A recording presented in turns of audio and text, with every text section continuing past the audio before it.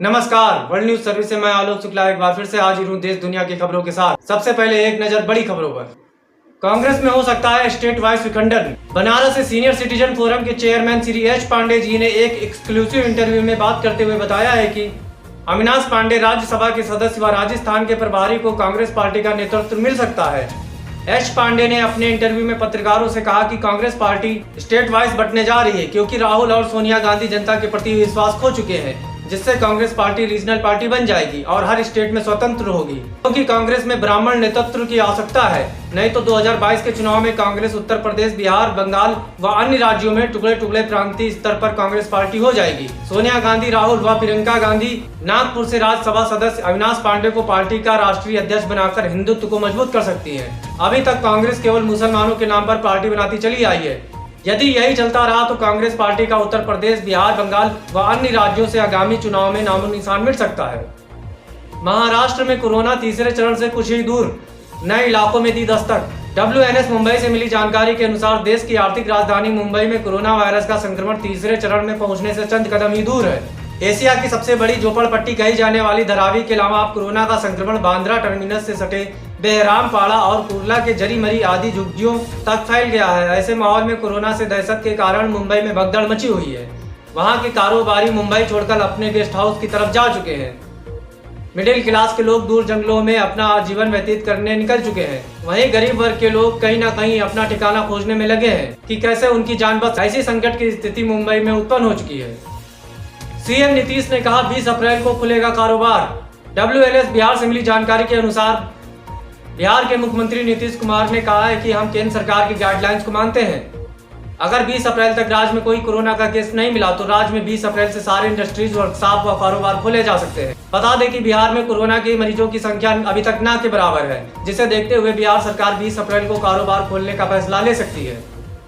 Reliance industries और Facebook मिलकर बना रही हैं एक मल्टी फंक्शनल ऐप। फेसबुक और रिलायंस इंडस्ट्रीज मिलकर एक नए मोबाइल एप्लीकेशन पर काम कर रही हैं। मीडिया रिपोर्ट्स के अनुसार फेसबुक और मुकेश अंबानी की कंपनी रिलायंस इंडस्ट्रीज मिलकर एक मल्टी फंक्शनल ऐप बना रही है, जिसमें digital payment, social media, gaming के साथ ही फ्लाइट और होटल बुकिंग की सुविधा भी हो। बतौर रिपोर्ट यह चीनी ऐप WeChat की तर्ज पर होगा।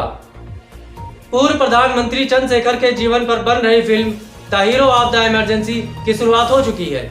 ओम मोशन पिक्चर्स के बैनर तले बन रही इस फिल्म में अभिनेता का किरदार गुजराती फिल्म के सुपरस्टार राकेश पांडे निभा रहे हैं। वहीं इस फिल्म के प्रोड्यूसर जाने माने फिल्म निर्माता मुकेश पांडे हैं।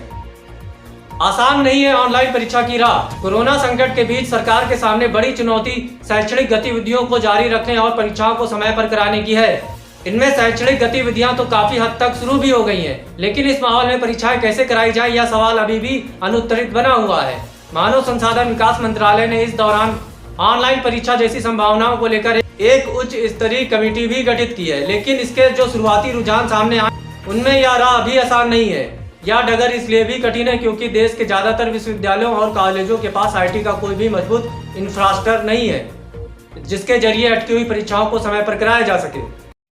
मिलावट मिलावट आज के जमाने में चारों तरफ मिलावट, यहाँ तक कि खाने की हर एक चीज में मिलावट। सही स्वाद तो हम भूल ही चुके हैं। बात सिर्फ स्वाद की नहीं, स्वास्थ्य और शुद्धता की है। तब तो ऑप्शन सिर्फ एक ही है, प्योर एग्रो, क्योंकि गुणवत्ता ही उत्पादन की पहचान है। 100% सर्टिफाइड ऑर्गेनिक खाद्य पदार्थ एवं मसाले। वाराणसी और चंडीगढ़ में सैनिटाइजेशन ऑपरेशन शुरू हुआ। WNS bureau chief Shri DS Mishra ji ने जानकारी देते हुए बताया है कि एयर इंडिया के राष्ट्रीय विमान वाहक ने चंडीगढ़ और वाराणसी में ड्रोन आधारित anti corona virus sanitisation operation के लिए चेन्नई के गरुड़ एरोस्पेस के 2 ड्रोन और 2 पायलटों को एयरलिफ्ट किया है। ड्रोन और 2 पायलट एयर इंडिया के एक मालवाहक विमान से उतारे गए थे। अग्निश्वर जयप्रकाश शहर स्थित गरुड़ एरोस्पेस के प्रबंध निदेशक ने कहा कि वह अब हमारे पायलट ड्रोन के साथ दिल्ली हवाई अड्डे पर उतरेंगे। वहां से एक चंडीगढ़ जाएगा और दूसरा सड़क मार्ग से वाराणसी जाएगा।